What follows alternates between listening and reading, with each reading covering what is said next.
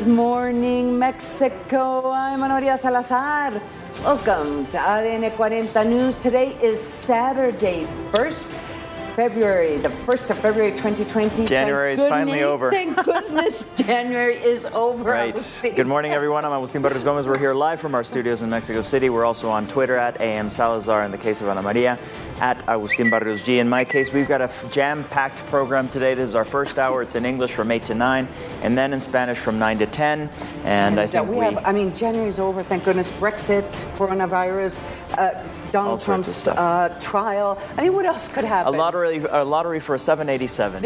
Yes, Okay, we've seen it all. So we're going to start the show with, with the news that has been making headlines not only in Mexico but around the world. This is the latest that we have in regards to this coronavirus. In China, the death toll of this coronavirus remains at least as of right now. It could change throughout this hour because it is changing throughout literally every hour throughout the day. The death toll does remain at 258 so far. More than 10,000 people have been infected. 1,507 patients are in critical conditions, while 187 have fully recovered. This is the news that we have right now. However, it is believed that 12,167 suspected cases are still under observation and will most likely continue to rise in the upcoming days. Meanwhile, 117 cases in 23 other countries have been confirmed. And Chinese measures to control the coronavirus outbreak have started to take a toll on business and tourism in other Asian countries, including the fact that, of course, the United States is even banning foreigners who have been to China in the last 14 days. That is, people who are not U.S. passport holders who have been to China in the last 14 days are barred from the United States temporarily. But this is what's happening in another key country in this epidemic, which is Japan. Let's take a look. With China in lockdown, retailers here in Japan are very concerned about a possible prolonged drop-off in sales. Take, for example, the street in Ginza, which is the center of Tokyo, very popular spot for Chinese tourists. On a Friday night like this, in the middle of Lunar New Year, this place would usually be full of people, but it's not. When you consider that 9.6 million Chinese tourists arrived in Japan in 2019, and that on average, one person spends $2,000 US, if this goes on for a prolonged period of time, it could have a big impact on domestic consumption. And then you also have to consider the impact on Japanese big business. Wuhan is an industrial hub. Take just one company like Honda, for example, which has 3 factories, and they have a lot of suppliers in that region as well. If the factories remain closed, if the companies can't get goods out of Wuhan, this could cause a supply chain problem that could be felt all around the world. The Japanese government so far is taking a fairly measured approach. They have a travel advisory warning in place on a scale from 1 to 4, 1 being the lowest. They raised it 1 notch to level 2 today. A third plane carrying evacuees, Japanese citizens from outside of Wuhan into Japan, arrived in Tokyo today. So there is concern on many levels. 1, the health problem for the average Japanese person, the average individual. 2, the retailers here are also starting to feel the pinch. And on a longer and bigger term scale, what kind of impact it's going to have on big business as well. That's the latest from Tokyo. I'm Claudia Joji. Agustín, there is a lot going on in regards to this coronavirus, and it's been interesting. Throughout the week, I've had the opportunity to interview people that had lived through the SARS crisis, right, which took place in China in 2002, and of course the H1N1 crisis that we lived here in Mexico in 2009. And what's interesting is, at least most of the experts comment that in a sense, what may help Mexico and other parts of the world to kind of protect themselves from this infection is the fact that it did start in China, and China is imposing extreme measures. You know, they have more than 60 million people in quarantine. In fact, we're trying to reach right now a Mexican student who's in China who's trying to leave this weekend. So I hope we can. Right. So I was actually listening to that conversation on your radio program, Anna, and it seems what according to this Mexican student who is in China, basically what he was saying was that, you know, there's no current panic. Basically, there's nobody on the streets. Curiously enough, it is at the same time as the Chinese New Year, which is the equivalent of Christmas. Right. It's about 3 weeks of Christmas. Right. And so it's giving people an opportunity to stay at home and stay with their families. He was saying that there's no shortage of food in the supermarkets. So at least that is being seen. Now, on the other hand, of course, you know, Australia has banned flights to China. The United States has basically banned flights to China. All major airlines have banned flights to China from the United States well into March. Yeah, the United States is recommending that no one go to China unless it's absolutely necessary. And part of the problem, anyone leaving China right now is going to go into some type of quarantine in some part of the world. I mean, that's one of the absolutely. big issues. And even U.S. citizens who are returning from China to the United States are going into quarantine immediately. There are people that are being held on military bases in California. You know perfectly well that among all of the countries that visit the United States, by far, order of magnitude number one is, of course, Mexico. And so the important thing for Mexican citizens to understand, who are the number one visitors to the United States, is that they are not allowing anyone who is not American to enter the United States if they have been to China in the last 2 weeks. Other things that I think is important to highlight is that Mexico is taking steps. I mean, there has been press conference there by the Mexico's Ministry of Health. They have basically been providing every evening at around 9 o'clock in the evening information in terms of suspect cases. As of right now, as we speak right now, there appears to be no suspect cases in Mexico. What is interesting is the Ministry of Health is much more preoccupied with the influenza, because there is an influenza virus going around right now, and you have to be careful. So, you know, they are recommending that everyone take the same steps you would take when you have the same precautions you should take when you are, there's an influenza problem. Right. So, you know, and just to put things into context, wash your hands every day. You know, a couple hours every other couple of hours. When you sneeze into your elbow, and I mean, just kind of the basic things that we should all know. Anyway. Yeah, just to put this into context, I was looking at the numbers from last year. So you got 45 million people who were infected with the flu last year in the United States, and 16,000 died. This is the current number. The total deaths, this is in real time. So the total deaths are 259. Total people who are officially recovered are 252. The confirmed cases, that's 11,374. And well, as you can see, that is predominantly in China. If you were to scroll a little bit to the right on that same map on that website, you will see that the United States, Canada have some cases. Mexico is, of course, completely free of cases right about now. And so that is as it stands right now. Europe has a few cases. The United States has about 7, if I remember correctly. So basically, that is in real time. They just announced one in the evening last night. One case in San Francisco, the San Francisco area. So we're of course following this very, very closely, and if we have any update or more information, we will provide it to you here on ADN 40 News. So let's go to the other big news this week. If that wasn't enough, the UK, the United Kingdom, formally left the European Union midnight on Friday, after 47 years of membership.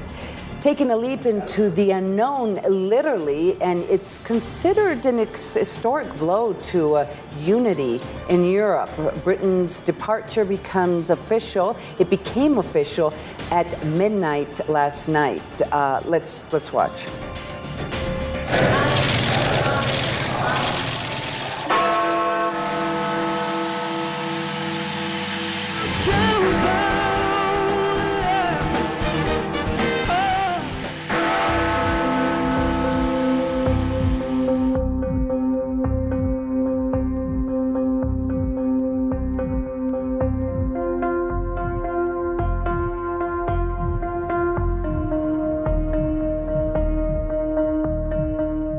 most important thing to say tonight is that this is not an end, but a beginning. This is the moment when the dawn breaks and the curtain goes up on a new act in our great national drama.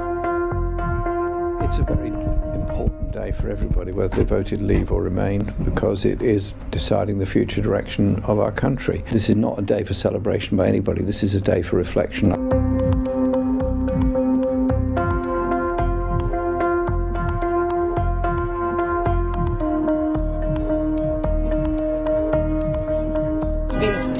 Hard years to get independence. For us, it's Independence Day today.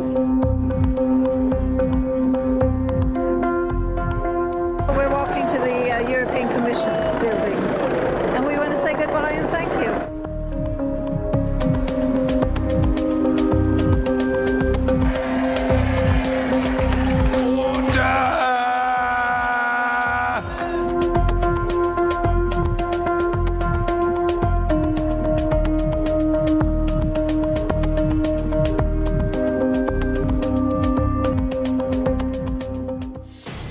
And it's very hard to comprehend how important this is. It's historic, and I really appreciate today's guest. He will help us explain what it means for the UK to leave the European Union. We have on the line Kiev Arisa. He's been joining us for the last year and a half. He's a member of the British Academy of Management. He is, I believe, in London right now. Kiev, welcome to the show. Just describe to us what's the environment. I mean, what's going on? I mean, I just see these images of people clapping and they're happy. I mean, what's your take on this? Well, my take on this is actually just like a divided. I would say it's like opposite opinions. I mean, you have like two groups. One of them is just like brooding and excited about the fact that the United Kingdom, after 47 years, it has left the European Union. And then you have others where they are kind of blaming this government about like moving forward in terms of leaving the European Union and leaving behind all the hopes and dreams and what it means to be part of now as a 27th group, economic group, I would say. So Kiev, what we've been seeing is that, of course, the formerly United Kingdom is very divided on this. We saw tweets with respect to the party in Scotland that is promoting a new Scottish referendum on independence because Scotland actually wants to stay within the European Union, and yet Boris Johnson, in this very sort of good fellow bonhomie that's very characteristic of Boris Johnson. He's like, look, things are going to get better and all this. Formally, even though the UK is out of the European Union, still this year there is a transition period. So nothing actually changed, correct? Do we know what's going to happen as of the end of the transition period? Yes, we don't know for certain what is going to happen at the end of the period, but what we do know at the moment is that they will start negotiations in terms of getting a free trade deal or a comprehensive deal, like a Canada-style deal that they have. I mean, we need to remember that in 2017, there was a comprehensive trade deal that was signed between Canada and the European Union, and I think that's one of the schemes that this government is trying to pursue before the end of the transition period. I mean, what will happen if there is no such deal or any trade deal by the end of this year? Maybe we will have a no-deal Brexit, but I think that is actually unlikely.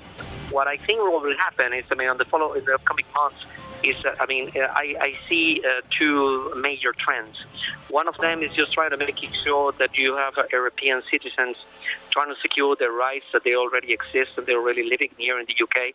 And from the other hand, you will need to make sure that there will be like minimum disruption in terms of trade and commerce between the European Union and the UK.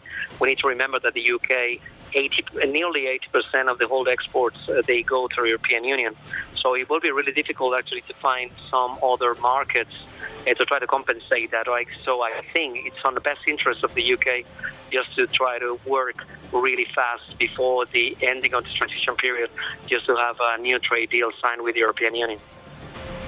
Well, Kiev, Arisa, we really appreciate you joining us this morning. As like I said, it's an historic moment. I think it's a sad moment for Europe, for Great Britain, but we'll find out. We'll find out if we're wrong. Thank you so much, Kiev. Thank you, both of you. I mean, and thank you for all the audience. Thank you so much for the Kiev Arisa from London. Thanks again, Kiev. Thank you. And in other news, something that actually captured the attention, I guess, from around the world, there is a lottery ticket for the raffle of the presidential plane of Mexico. It's a 787, so-called Dreamliner. And another thing that was actually in the news, and I don't know if it's related, but Mexico's slowing economy was also there because, of course, we are officially in a light recession that is 0.1% negative growth in the last quarter that was reported. This and other things were part of this current president's agenda. Let's take a look. Starting off the week, President López Obrador dedicated a few words to the Rally for Truth, Justice and Peace. He said he respects all demonstrators, assuring that his government will tend to the victims' families and guarantee their liberties. Without entering into specifics, he lashed out against non-governmental organizations, or NGOs, which according to AMLO, support conservatives, calling them hypocrites for remaining silent in previous administrations. Entonces, ahora resulta que los que guardaron silencio no dijeron nada, incluso siguen guardando silencio, siguen callados. Basta de hipocresía. On Tuesday, he unveiled the design for the lottery ticket to raffle the presidential plane. 6 million tickets will be issued at 500 pesos each. El boleto tendría esto. Es una cooperación para equipos médicos y hospitales donde se atiende de manera gratuita a la gente pobre. He insisted that relations with the U.S. are positive and there will not be a standoff with Donald Trump's government for saying that Mexico is paying for the border wall. Nuestra relación con el gobierno de Estados Unidos es buena, no queremos pelearnos. Miren. Amor y paz. Y aunque nos cuquen, no nos vamos a enganchar. Meanwhile, he belittled the INEGI's numbers regarding the technical recession of the Mexican economy. Como tengo otros datos, puedo decirles que hay bienestar. Puede ser que no se tenga crecimiento, pero hay desarrollo y hay bienestar, que son distintos. He stated that the current parameters to measure the gross domestic product are changing, for they were established during the neoliberal period. ADN 40 News. Meanwhile, in other news, the USMCA trade deal has already been signed by Donald Trump, which basically leaves Canada as the only country pending to ratify. Let's check out literally where we are. And we're almost there. We almost have the USMCA. Let's watch. The United States ratified the US-Mexico-Canada Agreement, also known as USMCA.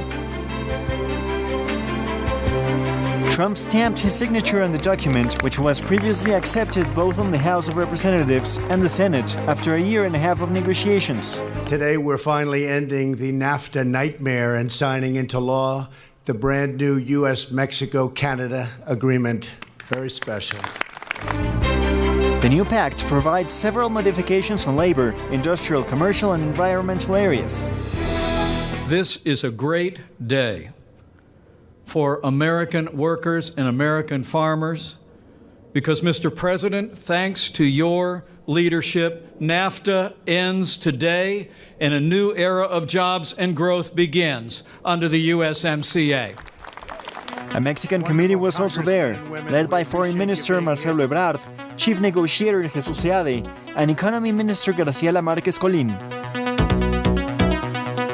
President López Obrador pointed out that Mexico now stands in a very good position regarding foreign investment, growth, and job creation. Eso va a ayudar mucho y nos coloca en una situación muy favorable para que siga creciendo la inversión extranjera y la creación de empleos en el país. Canada is yet to ratify it, but they started the process this week. The agreement could be ready by the end of July. ADN 40 News. Obviously, it's a story that we've been following. It's probably one of the most important economic stories for Mexico. And in order to talk about these ramifications, we have on the line, we're very lucky to have on the line, Luz María de la Mora. She's Undersecretary for Foreign Trade of the current Mexican administration. Luz María, good morning.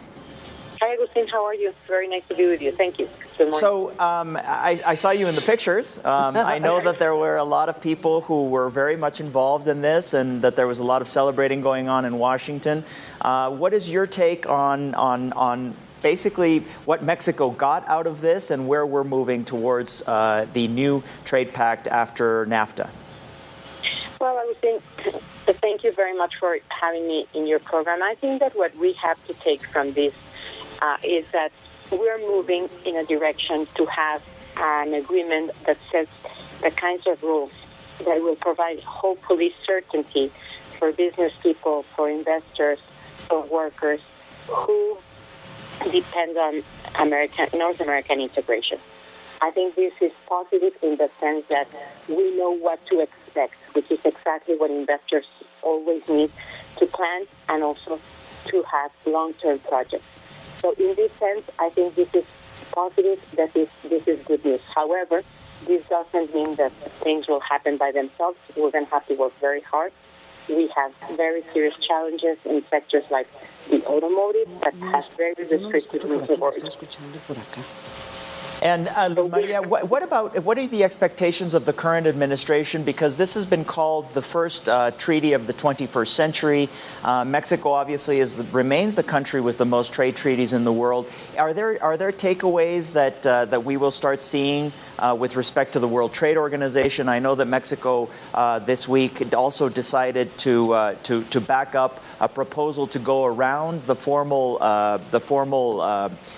structures because there are not enough people ratified because the United States is holding up those ratifications. What does it mean for the world trading system?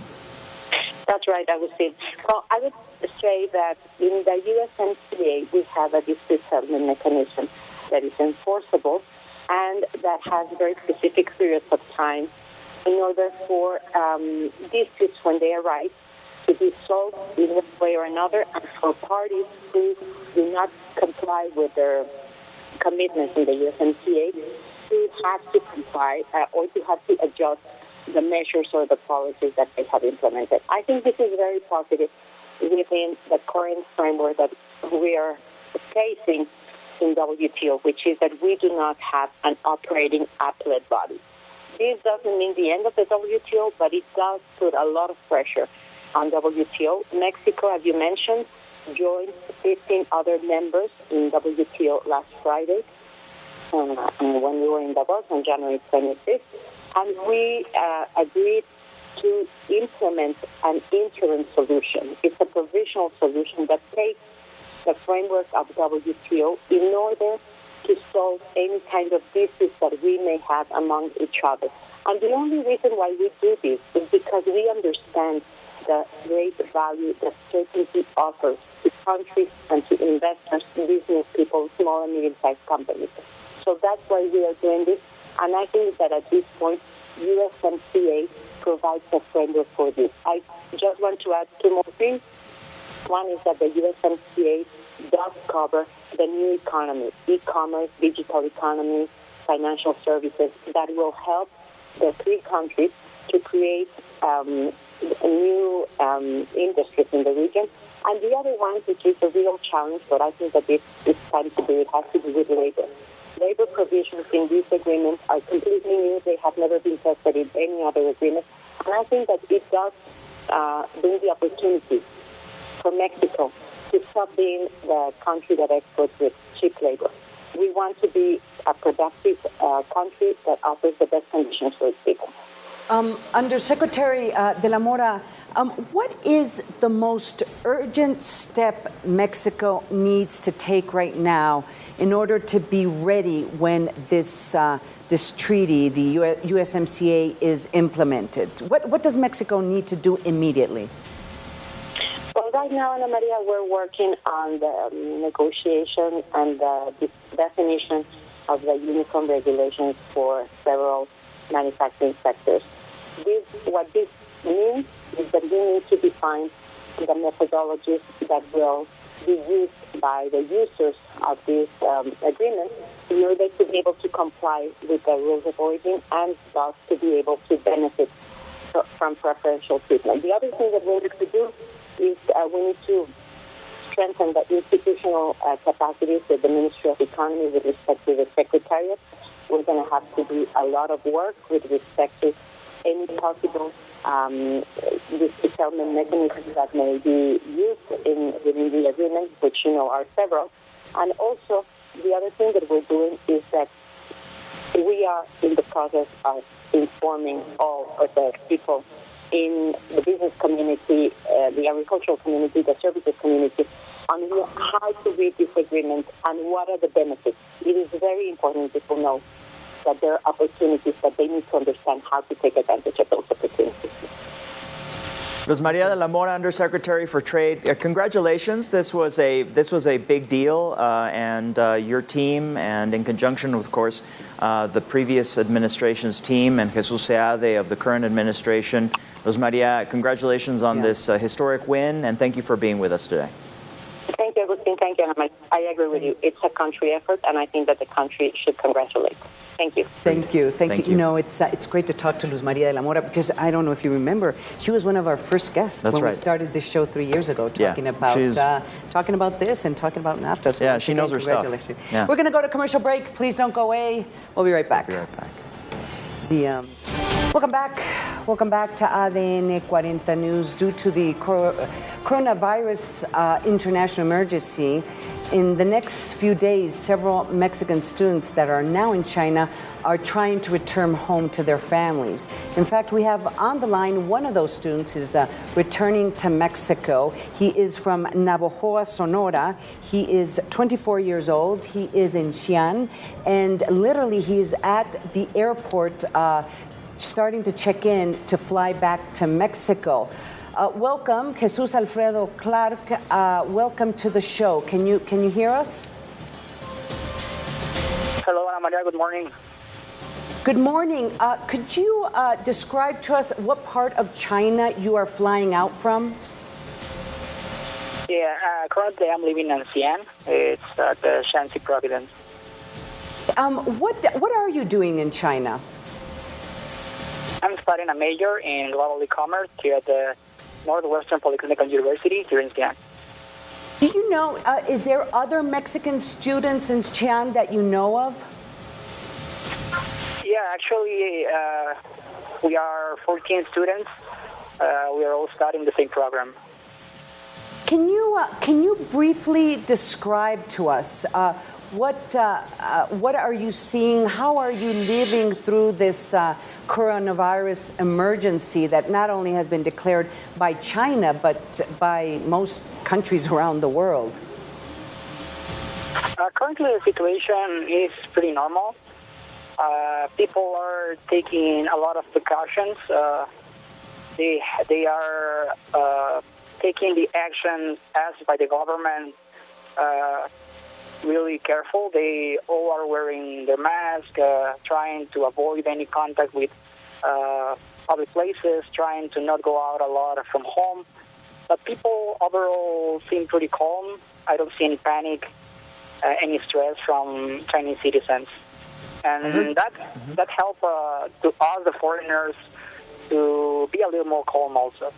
Do you have a sense that that the Chinese government is providing enough information so people are informed in terms of what this virus is all about? Can you just describe to us how the interaction with your Chinese colleagues?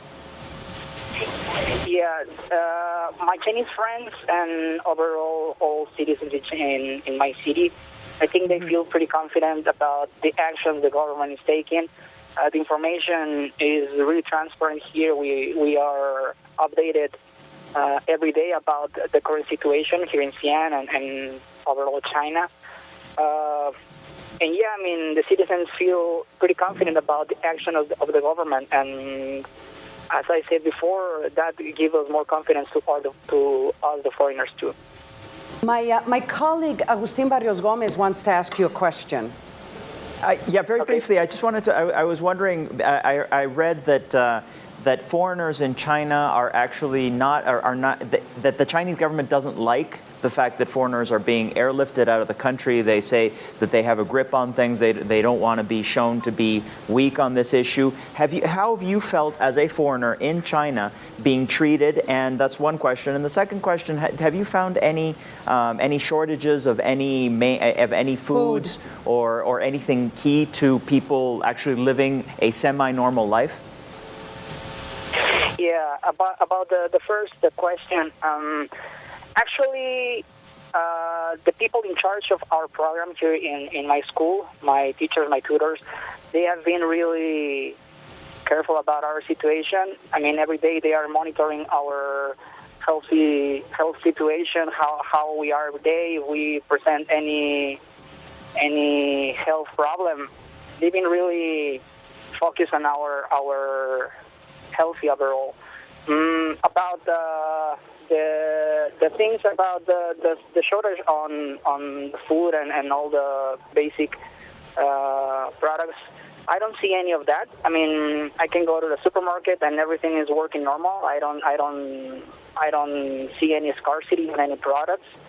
I don't find any lack of products in any store, any restaurant, any place here in Xi'an. Now, I have another question. Have you been in contact with the Mexican government? Yeah, actually, one government office in my state, they contacted us to help us economically to buy a flight back to Mexico, and they have been in charge of our flight. In fact, from that, we don't have any contact with the government in Mexico. One last question. How hard is it to leave China right now? How hard was it to get an airline ticket and to fly out? And what are your expectations as to what's going to happen once you land? It was pretty easy, actually. I didn't find any problem, any barrier about buying a ticket. The only thing that was hard was to find transportation from my school to the airport, because right now the public transportation is not available. But fortunately, there are private companies that are still giving the service, so that's the only complication we find.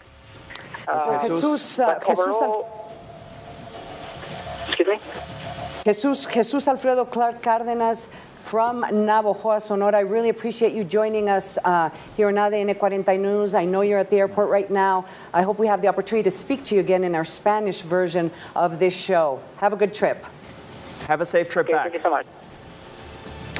So, in other international news, with Democrats hoping to call new witnesses dashed, that is, there will be no new witnesses according to the Senate, Donald Trump's impeachment trial is moving to the end game. And this and others were part of Trump's week. Let's take a look. Ms. Murkowski.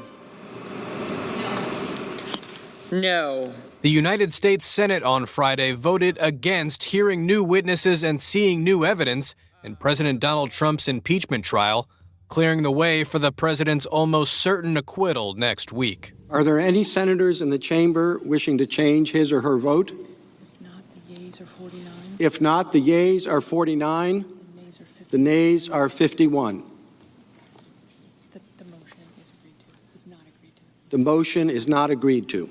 The Democratic push for calling witnesses fell short after only 2 Republicans, Mitt Romney and Susan Collins, voted with Democrats. Mr. Alexander. No. While Senators Lamar Alexander and Lisa Murkowski, seen as possible swing votes earlier in the week, said they had heard enough. The Senate's top Democrat, Chuck Schumer, called the vote a tragedy. One of the worst tragedies that the Senate has ever overcome. America will remember this day, unfortunately, where the Senate did not live up to its responsibilities, where the Senate turned away from truth and went along with a sham trial. Testimony from John Bolton, Trump's former national security advisor, was of particular interest. Just hours before the vote, the New York Times reported new details from an unpublished book by Bolton, in which the former aide said Trump directed him to help a pressure campaign to get Ukraine to investigate his political rival Joe Biden and his son Hunter, an allegation that strikes at the heart of the impeachment case against Trump. I send an amendment to the desk to subpoena John R. Bolton. After the crucial vote, Democrats tried to force 4 last-ditch effort amendments that would allow the Senate to subpoena witnesses. All 4 failed. The Senate is almost certain to acquit Trump of the impeachment charges, abuse of power, and obstruction of Congress. Many Republican senators said they did not think Trump did anything wrong, while Senators Alexander and Rob Portman said his actions were wrong, but did not amount to impeachable conduct. And in a lengthy statement, Senator Marco Rubio said impeachment would be too divisive for the country, even if the president engaged in clearly impeachable activity. The Senate trial is set to resume on Monday when House managers and Trump's defense team will make their closing arguments. Then the Senate will convene for a final up or down vote on the articles of impeachment on Wednesday, one day after Trump delivers his State of the Union speech in the House, where Democrats impeached him. You know, with all the international news taking place, like, for example, Donald Trump's trial, which clearly affects Mexico, the elections in the United States affects Mexico, Brexit affects Mexico, think tanks are essential part of civil society to help us think and understand this. Well, COMEXI has been ranked as one of the most important think tanks, not only in Mexico, but around Latin America. The Mexican Council on Foreign Relations is the #1 tank in Mexico and the #2 in Mexico and Canada, as well as the best think tank network.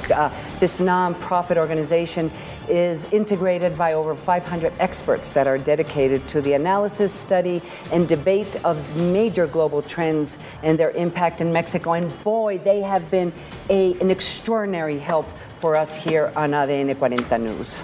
Yeah, over the years, we've actually had many experts from COMEXI, and now we have Veronica Ortiz. She's the director of COMEXI, the Mexican Council on Foreign Relations. Congratulations, first of all, on the fact that COMEXI has been named the #1 think tank in Mexico.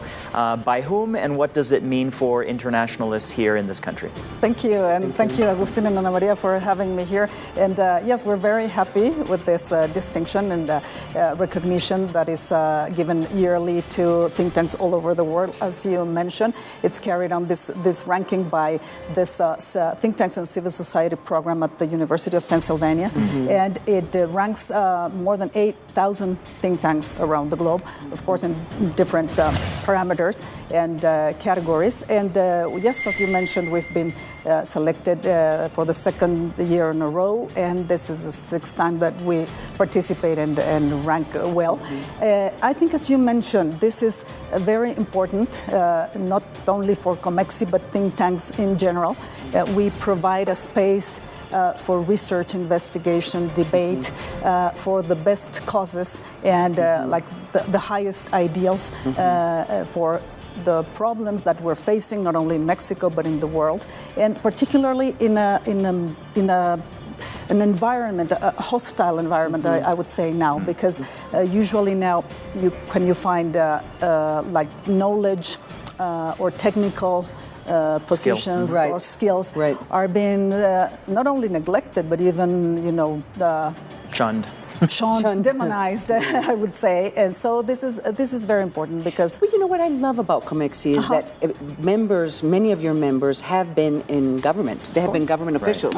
And it's a space where you can hear them debate, talk about their experience, what should happen that is not happening right now. And of course, trying to understand what's going on in the United States is very difficult. Even I'm from the I'm a member of the Council of Foreign Relations, and it's just you talk about it, and still it is very difficult. So Comexi is a fabulous place to go and read and understand, or try to understand or interpret what's going on in the United States. Yes, of course, because actually you're touching a very important point, because what we do at think tanks and what we do at Comexi is with our associates and with our experts, we bridge the gap between the political power and the citizens. And this is important because unlike maybe the academia, which also provide knowledge and everything, we want this knowledge and this expertise to translate into public policy. Well, so that is a very important issue. Understanding the world, I mean, nowadays it is, I think it is very difficult, but more important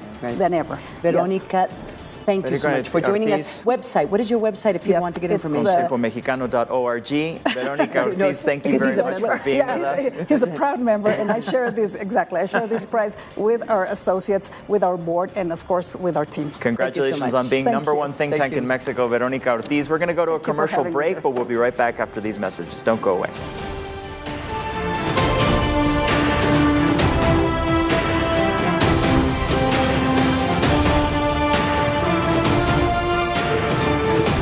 Welcome back to ADN 40 News. And yes, you can smell it in the air. You can feel it. Tomorrow is Super Bowl. It's Super Bowl Sunday. This will be the 54th edition of this championship game and will feature the San Francisco 49ers, go 49ers, and the Kansas City Chiefs. The 49ers are trying to get a 6th ring, while the latter are trying to get their 2nd one. Pablo de Rubens is in Miami, and he's ready to share, his experience. What is going on, Pablo? Welcome to the show. Yeah, hi, Ana Maria. I'm going to be honest with you. We're here in Miami, and we're not struggling that much to have a suffering a lot. Yeah. We're not having a bad time, to say the least.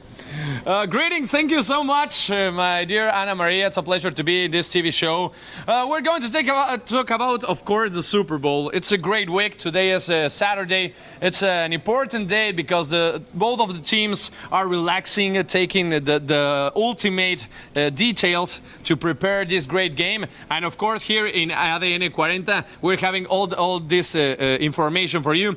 Both teams really interesting, of course. Both of the best teams in the 2019 season, and that's why we're here, because San Francisco 49ers and Kansas City are going to have a really good matchup. It's going to be a really tough battle, Ana Maria. Sunday, if you let us, we'll let you listen to some of the players, some of the main characters that are going to be taking the field tomorrow at the Super Bowl 54.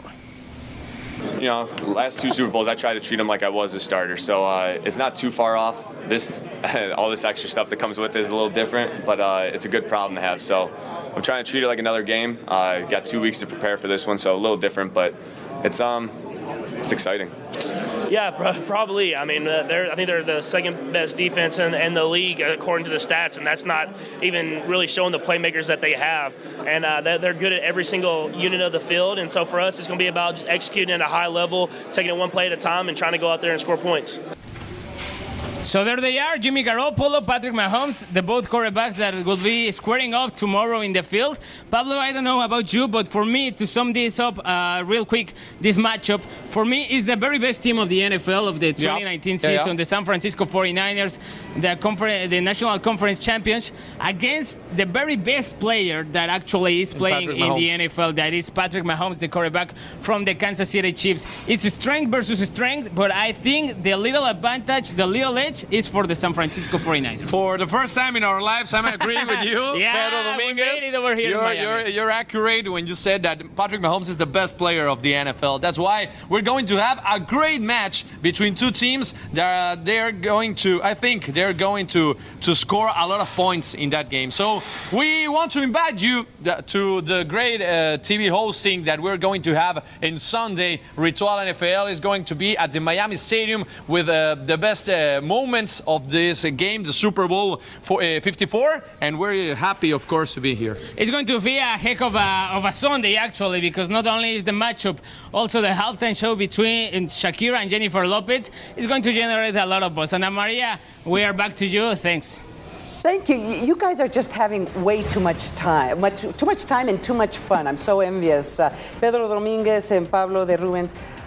I hope you guys have a great Super Bowl. And I want to remind you can watch the Super Bowl, or they're going to start the transmission Sunday, 5 p.m. through Azteca 7. So you have to tune in. That's tomorrow. Very important Super Bowl Sunday here on TV Azteca, our sister station Azteca 7. Candelaria is upon us, but furthering the notion that eating tamales, beyond the notion that eating tamales on February the 2nd, not everybody knows the story behind the celebration, and here it is. Let's take a look. On February the 2nd, this is how some people will celebrate Día de la Candelaria. Desde muy pequeña mis papás me enseñaron que era cuando levantábamos al niño Dios, convivíamos, comíamos tamales, atole. Although not everyone knows the real meaning. Porque se recuerda que cuando la Virgen María llevó a su niño al templo, 40 días después de su nacimiento, el anciano Simeón los detuvo, vio al niño y reconoció en ese niño al Mesías y dijo: este niño es luz de las naciones y gloria del pueblo de Israel. That's how it became a tradition. En México y en aquellos lugares donde se acostumbra a poner el nacimiento, la gente empezó a recordar aquel momento, también tomando su imagen del niño Dios, llevándolo con las candelas para que fuera bendecido. Y más adelante, alguien inventó que había que cambiarle de ropita cada año. And also that anyone who is blessed with a niño Dios on the Rosca de Reyes cake has to buy everyone else some tamales. This has also a special meaning on the Central American traditions. Este niño es representación del Dios joven del maíz. Los tamales y el atole son una expresión de su cuerpo, su sangre, y por lo tanto es una comunión que hacemos el día 2 de la Candelaria. ADN 40 News. Oh my goodness, I'm so hungry to talk about El Día de la Candelaria. We have our very special contributor to the show, Gaby Morales Casa. Cassie, this is going to kill my diet. Hashtag diet killer. What is this? Look at these tamales. Where do they come from? Talk to us about We this. have 4 different kinds of tamales from 4 regions of Mexico. Okay. They are featured in the Museo of Popular Arts in Coyoacán, which annually and currently organize a fair of tamales. The tamales fair is going on right now? Yes, since Friday, I believe, and they it's going to be for this very weekend, so you can go and you can eat from 55 different regions of Mexico and Central America. Oh my goodness! Well, okay, what do we have here? Show it. What is this? We have the Zacahuil here, which is Zacahuil stands for in Nahuatl, means big bite, and it was offered for the Dia de Muertos altars. Now it's just a part of the Zacahuils are prepared differently from the north to the central to the Huasteca Sierra in Mexico, and this is from Tampico. And as you can see, it's not like doesn't look like a tamale. It doesn't look like a tamale. Exactly, because it's not meshed. Okay. It's not net. It's just served as if it was some kind of rice or something. Okay. It goes with different chilitos. Since we are in Mexico City, it is a chili with a vinegar chili because Mexico City, of course. And then here we have from Tabasco. I didn't open it up because it looks beautiful here. Okay, because I would eat it right now if it was open.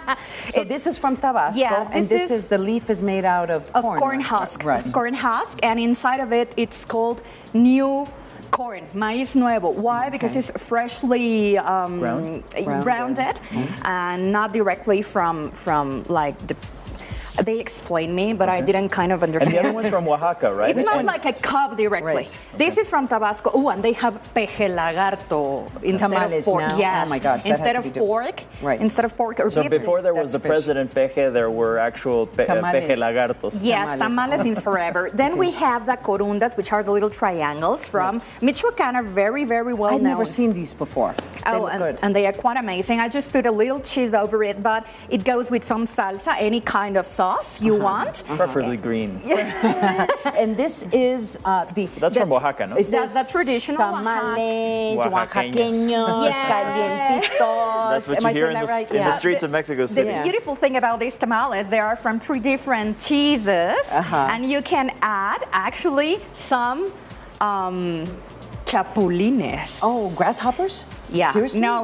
Well, chapulines, yes, the little ones, or you can even add some gusanos de maguey. Oh my God, worms. Some worms. And they had yesterday. I went and they even have alacranes. No, scorpions. Yes, they did. Seriously? Yeah, they have. No, you're ruining my tamale fest. No, but I ate the Oaxacan tamales. They're from the valley, and they had grasshoppers over it, and the taste was amazing. So go to the fair in Coyoacán and enjoy some tamales. I will have for this our Spanish section the grasshoppers here because I didn't have enough time. Well, we have to remind everybody, if you got the little baby Jesus when you had the rosca, you're supposed to buy tamales. That's right. You. Anyway, Gabby, you're going to be on our Spanish edition in probably about an hour. So thank you very much for being here. Thank you. I hope my tamales survive from the Spanish hour. And with that, we present El Faraón, Gabriel Hernandez. What have you got for us get in away showbiz? these tamales. What do you have for us, Gabriel? Hi. Can I get some? No. Stay away. Thank you very much. This morning.